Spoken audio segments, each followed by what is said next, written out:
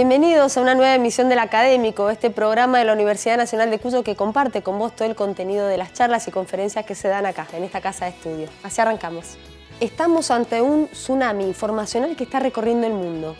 Esta es una cita textual de Rubén Mercado, el representante del Programa de Naciones Unidas para el Desarrollo, que vino acá a la Universidad Nacional de Cuyo a hablar sobre todos estos temas, incluyendo cómo utilizar y cómo aprovechar el famoso Big Data. Escuchad.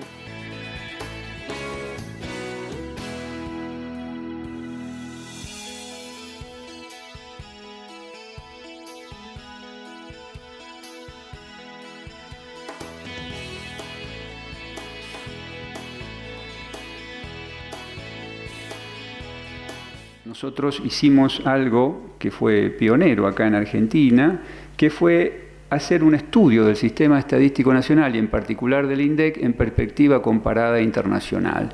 Nosotros somos un país federal y elegimos 3 países federales también muy importantes en América como para hacer una comparación en los recursos presupuestarios y en las formas de gobierno de estos institutos. En el caso, lamentablemente no sé si vean bien ahí, en el caso del Instituto Nacional de Estadísticas y Censos, el INDEC de Argentina, es un organismo que tradicionalmente desde su creación siempre ha dependido de un ministerio. Hoy depende directamente del Ministerio de Hacienda, hace un año del Ministerio de Hacienda y Finanzas, antes del Ministerio de Economía, etcétera, etcétera. Pero siempre ha sido un organismo que directamente depende del Poder Ejecutivo Nacional, que tiene un director general, y un director técnico y algunas direcciones nacionales, etcétera, etcétera. Pero esto contrasta mucho, por ejemplo, con el Instituto Estadístico del Brasil, el IBGE, ¿no? El IBGE es una fundación pública, no es un organismo dependiente del Poder Ejecutivo, y en ese sentido tiene más autonomía que la que tiene el INDEC. Y a su vez tiene una junta de gobierno, tiene consejos asesores que participan en su gobierno, y eso lo que hace es, en cierto modo, desde nuestro punto de vista, evitar la posibilidad de que pase lo que sucedió en el INDEC de la Argentina en relación a un conjunto de estadísticas macroeconómicas que, bueno, como comentó una anécdota la vicegobernadora, les habrá quedado claro cuáles eran los principales problemas. Eso tenía que ver, en parte, con la forma institucional de gobierno de nuestro Sistema Estadístico Nacional. Otro importante Instituto de Estadística es el INEGI de México, el Instituto de Estadística Mexicano. Eso es un organismo autárquico. Tiene su propio presupuesto, su propia forma de gobierno, sus propias juntas consultivas. Entonces, en ese sentido, es aún más independiente del Poder Ejecutivo de lo que es el brasileño. Y finalmente está el StatCan, que es el Instituto de Estadísticas de Canadá. Es uno de los mejores institutos de estadística del mundo. Depende del gobierno canadiense, no es autárquico, pero tiene una junta consultiva de expertos y tiene una junta de representantes de distintos gobiernos regionales que también hacen que en ese instituto no pueda pasar cualquier cosa por el arbitrio de un director, ¿no? Entonces, en ese sentido, se hace un análisis más profundo de todas estas cuestiones en el informe, pero este es uno de los principales mensajes que nosotros queríamos pasar. Otro estudio que hicimos, que no se había hecho antes, es un análisis comparativo de los recursos de estos institutos. Y para mencionarles solo algunos, en el año 2014 el INDEC tuvo un presupuesto de 60 millones de dólares, mientras que el Instituto de Estadística Canadá tuvo un presupuesto de 500 millones de dólares, lo cual en términos per cápita da que en Argentina el INDEC tenía un presupuesto de 1.4 dólares per cápita, mientras que el StatCan de 14, es decir, 10 veces más. Eso también en parte explica la mejor performance estadística que tiene Canadá respecto de la Argentina. Pero los casos de México y de Brasil también son muy superiores en términos presupuestarios a lo que tiene el INDEC de la Argentina. No se trata solo de Canadá. O sea que para mejorar el Sistema Estadístico Nacional hay que repensar su arquitectura institucional, pero también destinarle muchos más recursos. Si no, milagros no se van a poder hacer.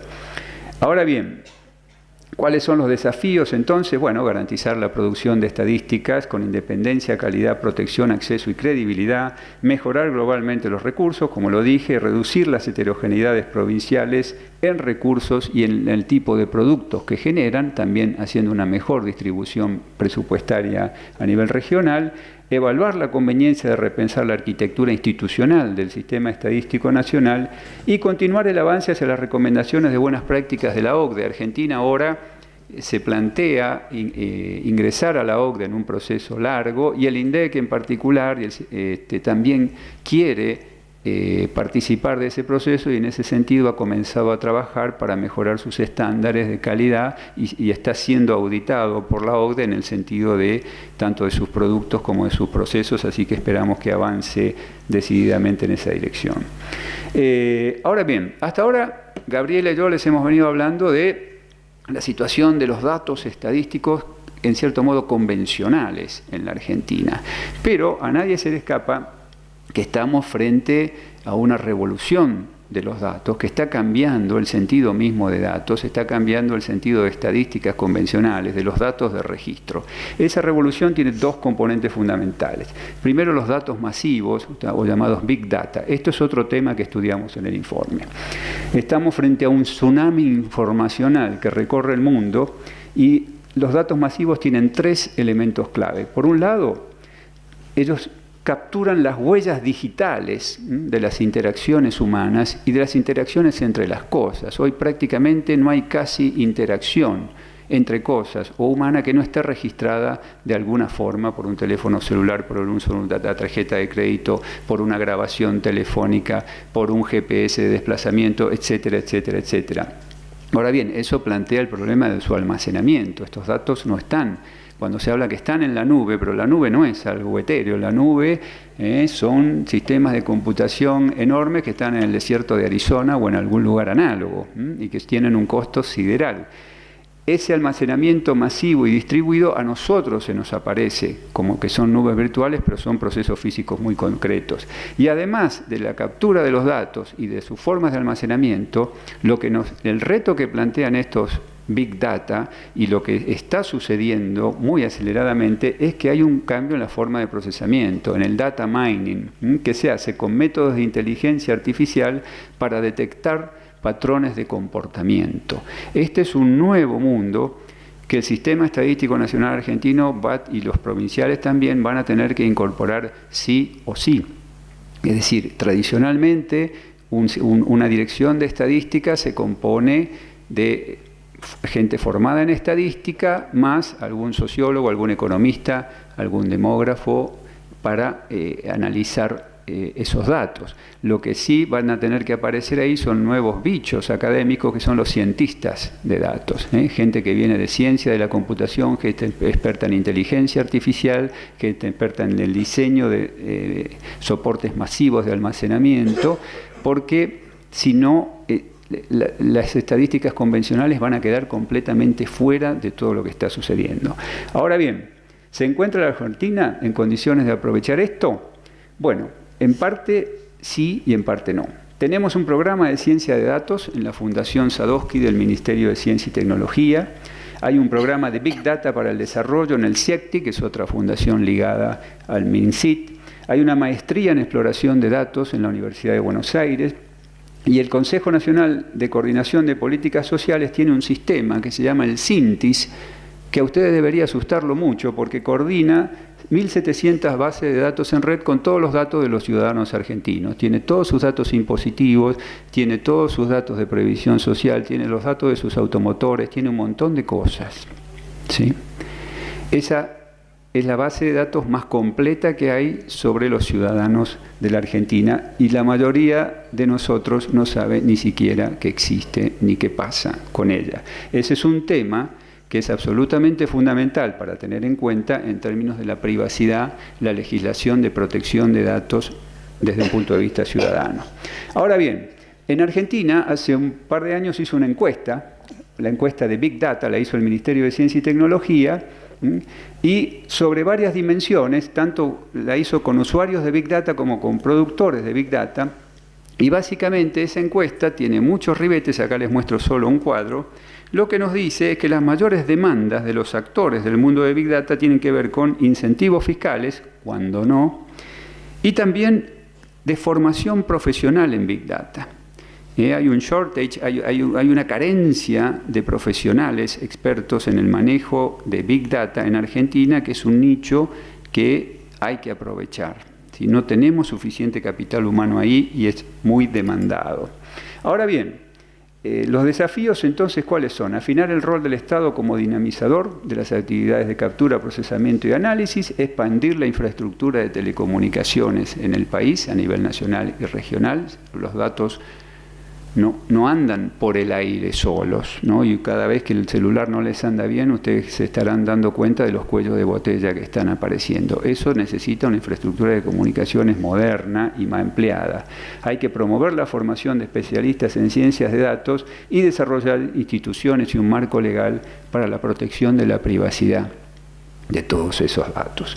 Ahora bien, complementando el tema de los Big Data, vienen los Open Data o datos abiertos, que tienen que ver con una creciente demanda de apertura de datos que se ejerce sobre agentes públicos y privados. Hay tres elementos clave de los datos abiertos: su libre reutilización y redistribución, la amplia disponibilidad y fácil acceso, y la participación universal y no discriminación. ¿Cómo está la Argentina en términos de apertura de datos? Les voy a decir algo que probablemente muchos de ustedes tampoco conozcan. El artículo 75 de la Constitución establece el derecho de acceso a la información, eso desde el 94. Sin embargo, recién en 2016 se aprobó la Ley de Acceso a la Información Pública. Y anoten, obliga al Estado y a instituciones que reciban financiación pública a responder solicitudes de información de cualquier ciudadano en menos de un mes. Ustedes tienen el derecho a preguntarle al Estado argentino lo que se le ocurra sobre ejecución presupuestaria, sobre personal, sobre lo que sea, y esa respuesta tiene que venir en menos de un mes. Hagan la prueba, después me cuentan. ¿Qué nos dice el barómetro de datos abiertos, que es una medición internacional respecto de cómo están los países en términos de apertura de datos? Bueno, ahí pueden ver una estadística, es el puntaje obtenido en el barómetro de datos según categoría en América Latina y el Caribe para 2014. La Argentina está ahí en una posición más o menos intermedia. La Argentina plantea sobre todo carencias en términos de impacto y de implementación en procesos de apertura de datos. Ahora bien, ¿cuáles son los desafíos acá? Avanzar decididamente en la aplicación de la ley de información pública, superar la fragmentación de los datos que están producidos en distintas jurisdicciones mediante la creación de archivos estandarizados y de fácil acceso. En Argentina hay muchos organismos que van a decir que tienen datos abiertos, pero en realidad son repositorios de datos. Ustedes cuando van a entrar a ese portal de datos abiertos, lo que van a encontrar después es un conjunto de archivos en PDF que no se pueden desglosar. No es que ustedes van a entrar a una jurisdicción y van a poder hacer los cruces de variable que se les ocurra, en forma más o menos dinámica, bajar esos datos, procesarlos en su computadora. Eso pasa muy poquito, casi nada. Lo que van a encontrar son varios pasos para llegar al dato que buscan, y el dato que buscan después va a estar en una fotocopia de una estadística en formato PDF que no la van a poder procesar de ninguna manera, pero eso tiene que mejorar. Ahora bien, ¿para qué queremos todos estos datos? Tanto los datos convencionales como los Big Data y el acceso a los datos. Desde nuestro punto de vista, uno puede ser, bueno, para conocer más la realidad, perfecto, como científico, desde un ámbito universitario, desde un ámbito de la empresa privada puede ser, bueno, para tomar mejores decisiones, para ganar más dinero, y desde el punto de vista de las políticas públicas, ¿para qué los queremos? Para hacer más y mejores políticas públicas basadas en la evidencia. En el informe introducimos un poco el concepto de políticas basadas en la evidencia, analizamos la situación de la Argentina al respecto y luego presentamos algunos métodos de frontera para la formulación y evaluación de políticas públicas, que son los métodos experimentales. ¿Para qué queremos, como les decía, esto? para formular políticas basadas en la evidencia en vez de políticas basadas en opiniones, para poder hacer análisis contrafácticos, para hacer determinación cuantitativa de efectos directos e indirectos, sí, sobre todo para hacer una medición de trade-offs y complementariedades entre objetivos, metas e instrumentos de política. Muchas veces las políticas tienen que lidiar con objetivos que no son complementarios, sino que son sustitutos unos de otros. Incluso dentro de los ODS sucede eso. Entonces uno tiene que poder medir cuánto cuesta un objetivo en términos de otro, cuándo puedo avanzar sumando los avances en esos objetivos, cuándo puedo avanzar restando los avances de uno respecto de otro en un sendero dinámico hasta hacerlo converger, etcétera, etcétera. Para eso necesito mucha información. ¿Cómo estamos en la Argentina hoy en términos de formulación y evaluación de políticas públicas?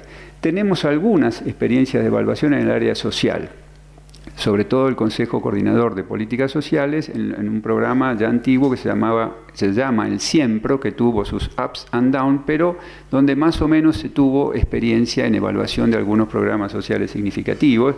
Y también hay propuestas legislativas de creación de una Agencia Nacional de Evaluación. Pero en general la evaluación de impacto de políticas públicas en Argentina es muy pobre. ¿Dónde está la frontera hoy en la evaluación de políticas públicas? En los métodos experimentales. Lo voy a presentar a nivel micro y a nivel macro. A nivel de formulación y evaluación de políticas micro, los experimentos aleatorios de campo son hoy la frontera en esa área de formulación de políticas. ¿Para qué se usan? Cuando no se conocen los efectos de un proyecto o de un programa, se experimenta con muestras para determinar su efectividad antes de realizar intervenciones de escala. Esto es muy conocido, por ejemplo, en la medicina y en otras ramas de la ciencia, pero está empezando a aplicarse más en las políticas públicas, sobre todo en políticas sociales. ¿El experimento en qué consiste?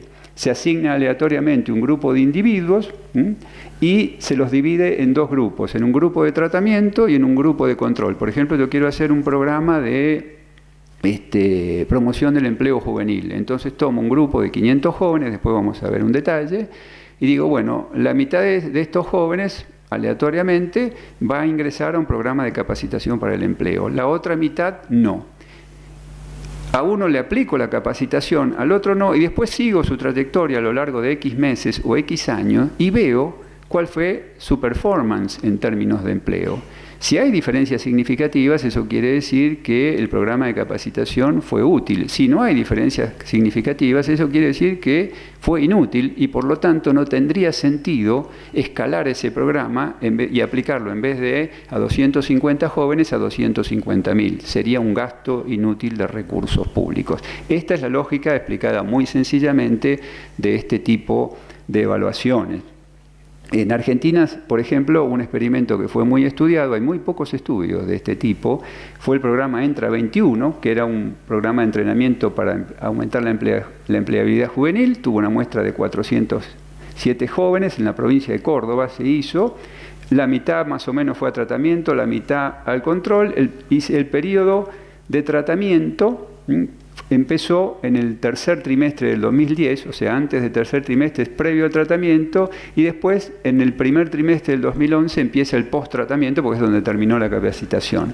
Y ahí están uno de los resultados principales. Ustedes pueden ver la línea violeta, les da la evolución en el tiempo de la diferencia entre los dos grupos, la diferencia en empleo. La línea azul simplemente es el marco del desvío estándar respecto de la línea violeta. Entonces pueden ver que hay un impacto positivo, una tendencia creciente durante un tiempo, pero después empieza a decaer. Es decir, que los impactos del programa de capacitación fueron de corto plazo, pero no de mediano o largo plazo, lo cual lleva a reevaluar el costo-beneficio de este tipo de intervenciones.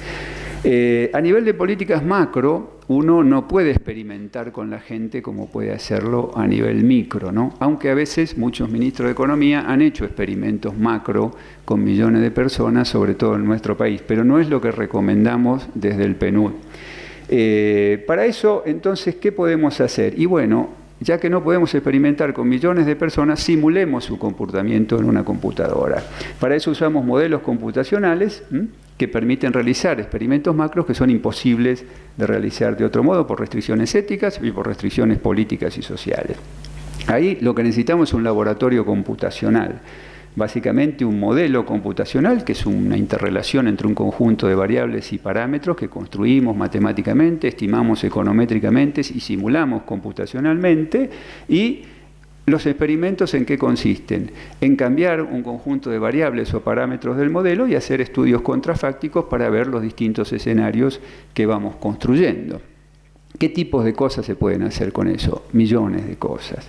Por ejemplo, nosotros hicimos un experimento simplemente ilustrativo en este informe con un modelo computacional intertemporal de crecimiento de la economía argentina. Ese es un modelo que hicimos con Martín Sikovich de la Universidad de La Plata, que articula variables de tecnología, de capital físico, de capital humano, de ingreso, de consumo, de inversión en capital físico y en capital humano, de deuda externa, de tasa de interés internacional, etcétera, etcétera.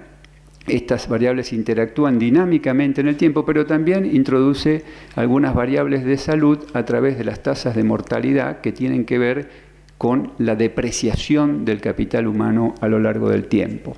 Y ahí hacemos un experimento que consiste en qué pasaría en la Argentina si se redujera en 30% la tasa de mortalidad y los años de vida perdidos debido a infecciones en el país. Ese fue un primer experimento. Y un segundo experimento fue qué pasaría si se redujera un 30% la tasa de mortalidad y los años de vida perdidos por lo que se llaman causas externas en las estadísticas del Ministerio de Salud, que mayormente tienen que ver con los accidentes de tránsito, y un tercer experimento que es la reducción combinada de estas dos reducciones, ¿no?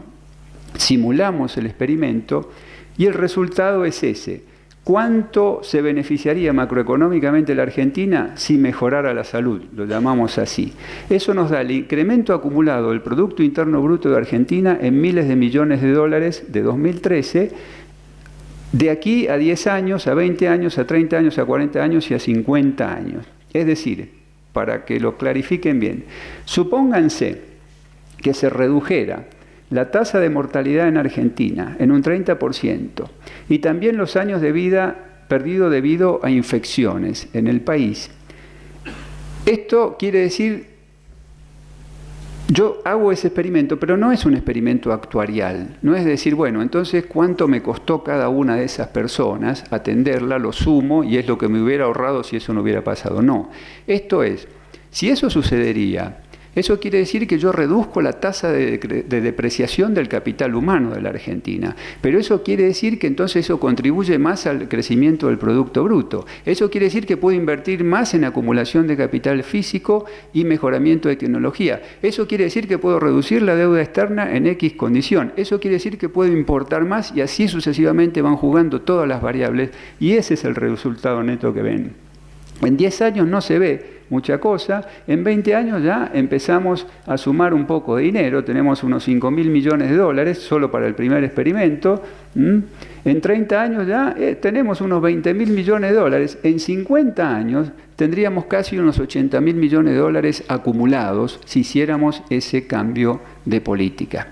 80.000 millones de dólares es mucha plata, claro, en 50 años, bueno, es mucho tiempo y en 50 años como proporción del PIB, esto es muy chiquitito. Porque el PIB acumulado en 50 años son varios billones de dólares, pero igual 80.000 millones de dólares es plata y sería bueno si pudiéramos lograr eso. Esto es un ejemplo del tipo de análisis contrafáctico que se puede hacer de muchas políticas de salud o de políticas educativas dentro de un ámbito económico, para demostrar que la salud no solamente es un derecho en sí mismo y un bien en sí mismo, o la educación es un derecho en sí mismo o un bien en sí mismo, sino que también trae un beneficio económico significativo para el país. Es la forma de ir al Ministerio de Economía y tratar de sacarle más plata del Ministerio de Salud y del Ministerio de Educación, si no, no los escuchan, ¿no?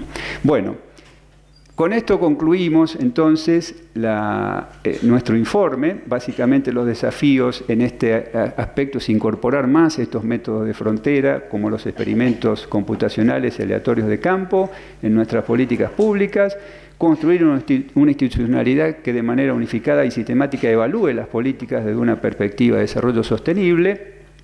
Y con esto concluimos diciendo nuestras palabras tradicionales. La nueva Agenda de Desarrollo Sostenible, la Agenda 2030, los ODS, plantea un ideal de articulación virtuosa entre crecimiento económico, inclusión social y sostenibilidad ambiental, basada en información y en nuevos instrumentos de política. Y este informe es nuestra contribución desde el PNUD para un debate al respecto de la información y de los nuevos métodos de evaluación de política que esperamos se den en la Argentina. Bueno, muchas gracias. Así llegamos al final de este académico, espero que lo hayas disfrutado tanto como nosotros. Seguí viendo todos nuestros contenidos en www.unidiversidad.com.ar y ahí haces clic en un académico. Gracias y hasta la próxima.